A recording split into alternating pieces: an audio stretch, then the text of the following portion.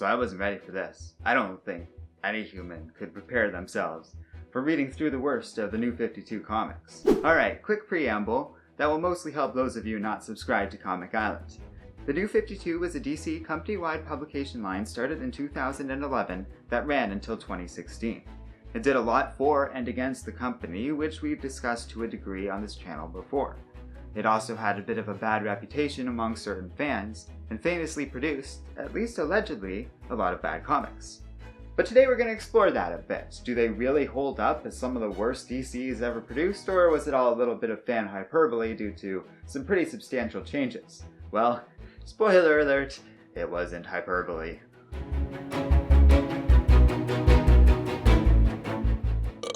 Number 10.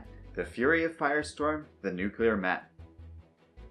This particular top 10 video is not playing around. Competition was fierce for the dubious distinction of being ranked on here. And so we start things off with the messiest take of Firestorm in all of the character's history. This series initially started out as a collaboration of writing between Gail Simone and Ethan Van Sciver. And depending on how much you know about the behind-the-scenes politics of the comic book world, that last sentence might tell you a lot already all on its own. Now, I don't really want to get into the specifics of all of that if you don't know already. Because what really matters is it's apparent on page that these two weren't a good fit working together as writers. Whatever your politics or view of Sciver or Simone might be, this was a bad mix of two very different comic book creators. In the early days of Fury of Firestorm, it's a very erratic kind of book, with great little moments of dialogue and insight I can only really attribute to Gail Simone based on what I know about these two individuals, and sure enough, once she happened to abruptly and suddenly leave the series, and Ethan began working on this comic providing both writing and art, oh boy, does this series derail itself so hard it gives me whiplash. 20 issues or so become dedicated to this exhausting story about the Firestorm Protocol being shared with other countries, and each creating their own Firestorm as a result. It's a neat idea in principle, but in practice, it becomes a horribly repetitive series of stories where Firestorm fights other versions of Firestorms, one after the other, and the whole thing is surrounded by completely uninspired dialogue and narration. It also probably doesn't help that Martin Stein was basically cut out of the equation entirely, as I think he adds a lot of fun to the Firestorm dynamic in a way that pairing Ronnie Raymond with Jason Rusch couldn't on their own. This series also tanked my view a little bit of Ethan Van Sciver as an artist. While he is best known for his work on Green Lantern, particularly in creating fun stories like Larfleeze, I really feel disappointed to see Ethan basically do the exact same style and type of artwork for Firestorm, even though I feel these are very distinct characters that require a different sort of art. Looking at his work with a very different character, I suddenly feel that Ethan was always a little bit one note when it came to what he was good at as an artist. I still respect his contribution to Green Lantern lore, I guess, but it's starting to become clear that's literally the only nice thing I can say about him, so let's leave it at that. This series is so mind-bogglingly bad there is exactly one, and only one reason, this isn't ranked much higher. Late into the series, longtime comic book writer who is not a one-hit wonder, Dan Jurgens took over Fury of Firestorm. And though the series was ultimately cancelled shortly afterwards, Jurgens did a really good job at least salvaging the quality of the series, even if he couldn't save its sales. On the whole, he made the Firestorm series entertaining and fun again, but it was a little too late for the fans to recognize this at the time, and I hardly blame them. In that regard, this series does owe that man everything, and at least from saving it from being ranked among the absolute worst in the history of the New 52. But Ethan Van Sciver's work still makes it stand out, enough to be ranked here at number 10. Number 9. Red Hood and the Outlaws. So here's a fun fact about how I usually make these types of videos. I start by making my own list, based on my own personal thoughts. But since I hadn't read every single comic book that came out during the New 52, I went out and looked for a bunch of nominees, read those books, and adjusted the final top 10 accordingly. As far as Comic Island top 10 videos go, that's pretty standard operating procedure. And normally that leads to a healthy mix of ideas I hadn't considered at first, along with my original ranking. Not so much this time. No, I had been lucky enough to somehow avoid the worst of the New 52 as it turns out. So story after story and series after series made me realize things I hated, like truly hated, such as Trinity War, Convergence, or even all that drama surrounding the Batgirl series. Well, none of that held a candle to the true dark side of this particular era in DC Comics. And so out of all 10 titles that I had originally ranked, only one remains. The only one that I had read before starting my work on this video is Red Hood and the Outlaws. Writer of the series, Scott Lobdell, in spite of earning this spot on the top 10 list, actually comes off pretty well here overall, looking back on the New 52. He wrote 3 series, all of which I did consider for being among the worst. This, Teen Titans, and Superboy, all of which were pretty carefully considered, as Lobdell suffered a lot from a bad reputation coming out of the New 52, and well beyond at this point. Everyone pretty much hated what he did to Starfire at the time more than anything else, and so we have Red Hood and the Outlaws here. But Superboy and Teen Titans weren't all that bad, at least not in hindsight or compared to the true trash of the New 52. I'd go so far as to say I pretty much like Teen Titans overall. But Red Hood and the Outlaws remains because, well, it just still sucks so much. It isn't fun or funny what they did to Starfire, but rather frustrating and superficial. They hollowed out her character and basically threw away decades worth of character development in favor of what I can only really describe as a bimbo. I didn't particularly find this series or the other characters in general all that memorable or worth your time. And overall, while a lot of the writing from the New 52 has not aged well, Lobdell is one person whose opinion in terms of what he's like as a writer I've actually softened on over time. What he's like as a person is a different matter, but as bland as this particular series is, that does say something. He's certainly not the worst one we'll be talking about today. Number 8, Stormwatch. I don't think it was a terrible idea in and of itself to bring in Vertigo and Wildstorm characters to DC canon. That sort of thing has been played around with before, and the potential behind it was interesting to me. Take this series, which, at least at first, featured the Martian Manhunter joining Stormwatch and protecting the DC Earth from alien threats in secret. It's a neat idea. In execution, it meant 30 issues of absolutely nothing. This series got more time to define itself than many others get, and it wasted all of it. It does this thing a lot of typical modern bad stories do, where we just sort of shuffle around various team betrayals and twists issue upon issue, as if we were trapped in some sort of bad soap opera. There's endless politicking and preposterously little time actually spent doing what the team is supposed to do, fighting alien threats or delving into any of those very interesting characters featured on the team. Instead, the series is all about the team struggling to continue existing as a team, when we're never given a reason to care about the members of Stormwatch or Stormwatch itself to begin with.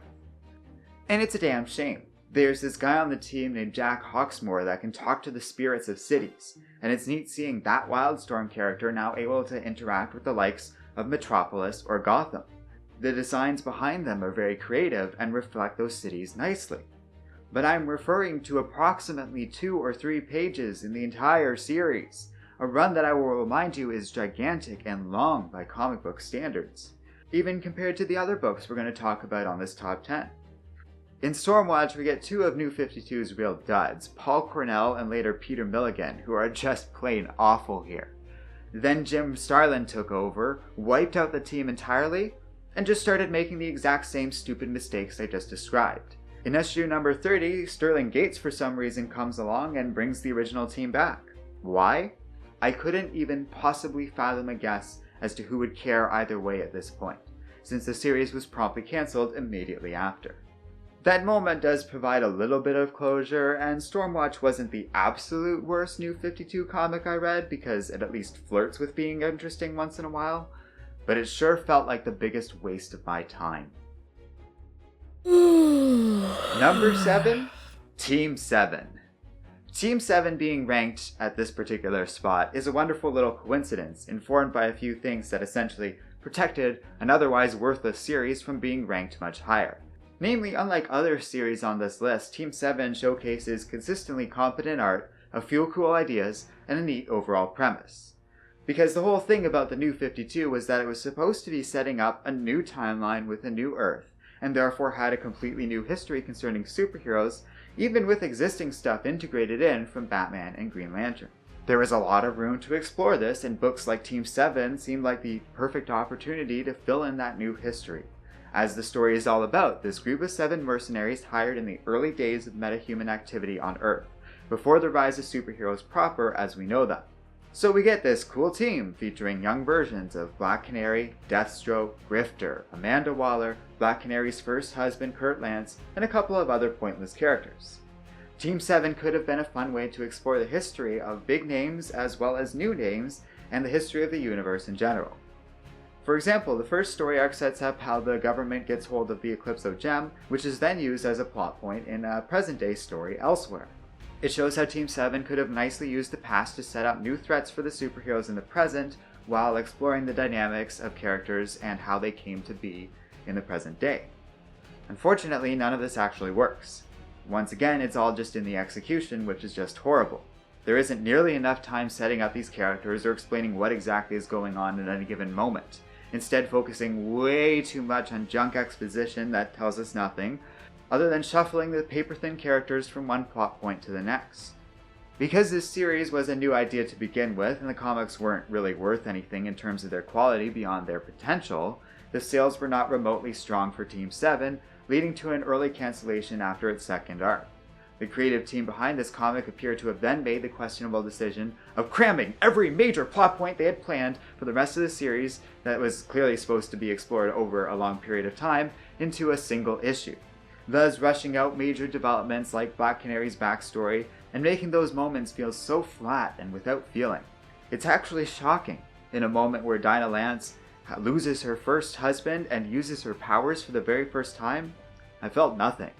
I cannot understate how disappointing that was. Those plot points would be explored further in the book series Birds of Prey, which alleviates this issue a little bit, though it should be noted Birds of Prey in the New 52 era was also so bad, I strongly considered ranking it in the top 10 as well. It's hardly much consolation, is what I'm saying. Like I said, there was something to Team 7. It was so close to being interesting. A better writer or editorial climate at DC could have produced a much more fun series with this exact same idea and characters. It had potential, but sadly, missed potential will likely be a bit of a recurring theme with this particular video. Number 6. Katana. Ann Nocenti was a pretty cool writer once, a long time ago, back in the day. She had some pretty influential Daredevil books before she ultimately moved on to much more meaningful work in the world of journalism. For whatever reason, she chose to come back to comics in the New 52, but also for whatever reason, and I do suspect this has a lot to do with how DC edited their books during this time, Nocenti's writing just dropped in terms of quality when she returned. She had 2 major titles, Catwoman and Katana, and while Catwoman barely managed to avoid being on this particular top 10 because, again, I had read it before, and everything I had read before turns out to be just fine compared to the actual worst of the New 52. I can't say the same, however, for the Katana series. There's not much to talk about in terms of the quality of the artwork, and even less in terms of writing. In fact, out of everything here, this has some of the worst character work I've ever seen in a character that was already kinda nothing. Did you know Katana's dead husband's soul lives in her sword? Because that's literally the only thing this series is about in terms of character work. And that's it. I'm sure there's a world where the right combination of writer and artist could make Katana into a cool and interesting character, and maybe it has even happened at some point somewhere in DC history. Whatever the case may be, it doesn't happen here. And a good Katana series would pretty much have to look like the opposite of the New 52 one. In other words, unlike the New 52 series, it would have to actually be good and worth anyone ever looking at ever again. Katana is categorically pointless and hardly worth anyone's time, which begs the question, how do things get worse from here? Number 5. Infinity Man and the Forever People. It feels fitting that a video that was at least indirectly inspired by Dan Didio leaving DC a little while back now would feature a series he was heavily involved in. It feels even more fitting to include Infinity Man and the Forever People in this top 10 no matter what, because this is one of the worst series I've ever read in any context. It's a hell of a statement for something only ranked at number 5. But take aside all the legacy and importance of DC's New Gods, if you are somehow able to ignore that, which you shouldn't. But even if you did somehow ignore all of that, this would still be a lousy and terrible series. As an adaptation of New Gods material specifically, it's embarrassing. But even without that particular baggage and legacy to follow up on, It's a profoundly bad comic book series just the same. Almost worth reading and being studied by any comic book creator as a guide for what not to do. For the average reader, the Infinity Man series is an unfortunate mix of lousy art that does a bad job depicting its main characters, which its series is entirely focused on. The writing rambles, is unfocused, and is very unproductive, essentially treading water for its entire, mercifully short run. The only reason this isn't ranked at number 1 is that the quality randomly improves quite a bit when the series crosses over with a larger story involving the New Gods going to war with the Green Lanterns. And on this Nightmare Top 10, a single decent crossover issue with improved art and storytelling is more than enough to save it from being ranked among the worst of the worst. The only reason it's ranked a little bit higher than Katana is, it's just so hard to get over what this book does to the New Gods. The crossover issue is great, but shows how badly the rest of the series misses its mark. I'm not sure I have much to say about the art aside from just focusing on some of these panels here. Like, this is bad by any standard, right? I feel as though I shouldn't have to explain why this art looks bad. The New Gods under Highfather changed a great deal for the New 52 and seemed a great deal less benevolent. It was at a bare minimum a potentially new and interesting direction for the characters. But as far as this series is concerned, it's just a potential idea that could have been explored in an interesting way. And some of the stupidest looking panels in all of the New 52. Number 4. The Savage Hawkman. In the world of the New 52, where there was a concentrated, publicly advertised effort to reimagine and modernize the DC universe, a character like Hawkman felt like the prime example of somebody who might benefit from a little creative energy to rework things. At least, somewhat. Hawkman and Hawkwoman have been core components of the DC universe for a very long time, but they've never felt like major tentpoles. Part of this is likely owed to the fact that Hawkman's origins and character has changed a great deal over the years to the point of confusion, with few fans having the exact same version of Hawkman ever in mind. It just feels, at least to me, like change wouldn't have been the worst thing in the world for this particular character. There was room and space for it, at least when it came to Hawkman, and that was kind of the point of the New 52 to begin with, was to rework and change some of these characters. That feels even more true for Hawkman, as Hawkwoman has increasingly taken on her own identity and has come to kind of be the preferred choice of focus when it comes to stuff like the Justice League comics or in cartoon and video game adaptations. We follow that pattern yet again when both characters were featured in the Arrowverse. As the characters were used in the first season of Legends of Tomorrow, things definitely leaned heavily towards Hawkwoman over Hawkman. So it certainly seems like Hawkman could use some love. And while there's a story to that, that love did not come in the New 52. Instead, we got a Savage Hawkman. Not once was I ever moved to care about this take on Hawkman. Not once did I ever feel, in spite of some pretty cool artists working on this thing, and the real potential for the series to have a breathtaking art and energy to it, that Hawkman ever got to be anything resembling savage. Instead, Savage Hawkman commits just about the worst sin any comic book series can make. It's not so wildly bad it's entertaining, at least Katana flirts with that idea. No, it must have some sort of energy required for that type of value. It's bland and boring, a lethal combination that makes getting through this series one of the worst chores I've ever experienced in the world of comics, and something that even art that occasionally had some potential couldn't remotely salvage. In a better publication line, this should be ranked at number 1 among its absolute worst. It's such a frustrating waste, and the only reason it's not ranked higher is due to the sheer depth of depravity the New 52 has to offer. Somehow I found a few more series that just topped my idea of just how bad comics can get. Number 3, Hawk and Dove. Now this is one of the worst things I've ever read. It's the scale of how bad these comics are that really makes them stand out over the entirety of comic book history. It truly shocked me.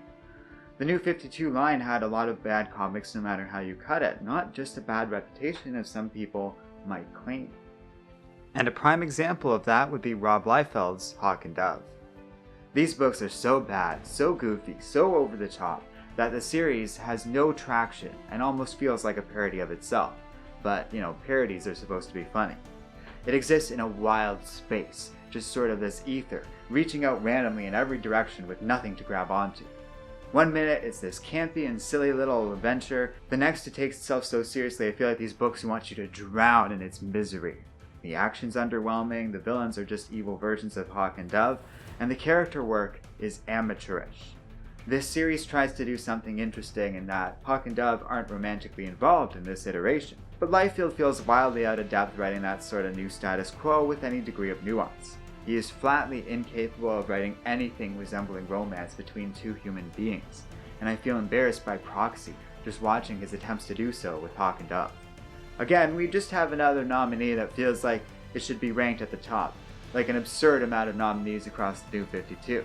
Something small and almost trivial does save it from being ranked even higher. Oddly enough, what saves it is Batman.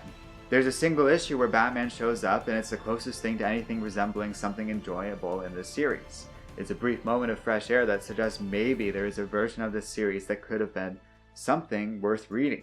And perhaps if it was a little more creatively focused and driven, this really could have worked. I'll go so far as to say Hawk and Dove could have even been great instead of, well, what it is. Number 2. Static Shock. I have never seen a series quite like this before in my life. I don't think it's right to call this among the worst I've ever read. I don't know what to call this. I wasn't ready for this, especially because, and I cannot stress this part enough, I'm not that big a fan of the character. I remember watching his cartoon as a kid sometimes, but never really being that into it. That show happened to come on right as I was starting to outgrow a lot of the DC animated series, so it never really hooked me. Though I do remember liking that cool crossover with the Justice League, and never having any specific dislike of the character. It's just, to me, he represents a part of my life that at the time I was growing out of. I want to stress that because as somebody who only is kind of passively familiar with Static Shock, I was still flabbergasted at how badly his New 52 comic failed to live up to what people like about the character. So as someone who's not a fan, I can only imagine how alienating this series would be to a true lover of all things Static Shock. Even as somebody who knows very little, I know just how wrong this series is. I don't even know where to begin. The action's messy, the characters are shallow, the series really never goes anywhere or offers you any reason to keep on reading. It fails to capture the essence of the original show and the fun that it could have offered, nor does it rely on an alternative tone to take its place. It just does everything wrong before clearly hitting a wall of well-deserved cancellation. The part that really gets me is this clone. A major character thread throughout this story is that one of Static's relatives is cloned for some reason, and nobody is quite sure which one is the clone and which one is the original. And it leads to a lot of drama in the family, but everyone's also just kind of cool with it. Nobody other than the clones themselves really seems all that bothered too much by the fact that there are 2 copies of a family member now just hanging around the house, and they all just sort of eventually get over it. It's the strangest thing in the world. Even with this taking place in a potential future, which is not made that clear, we're not really given any context for the change. Why or if this family would find this sort of thing normal, or how this stands relative to the status quo of the world around them. It represents this sort of distorted reality this series lives in. But it fits in with the larger pattern of the series. Static Shock perplexingly doesn't feel like it was made for or by humans, since nobody in the series behaves in the way a human would. And when stories do stuff like this, they lose all entertainment value, and in my eyes offer nothing in terms of quality whatsoever. I really just didn't think it was possible for DC to publish something like this. This story not only offers nothing, but I think takes away a little bit of something from me when I read it. And now it's time to talk about the king of the abyss. Number 1. Grifter. So pretty much every major comic that Rob Liefeld's contributed to in the New 52 does have a spot here on this list. Between Savage Hawkman, Hawk and Dove, and now this guy really dominated this particular top 10 video in a way that no one would want to. But by far the most miserable experience I had preparing for this video was reading the Liefeld comics. To the extent I am comfortable declaring him the absolute worst writer in all the New 52. All 3 of his major titles rank particularly high on this list, with him taking spots 4, 3, and finally the big number 1 itself. And he deserves it. These books were a living hell to read, and I'm far from the only one to have said so by this point.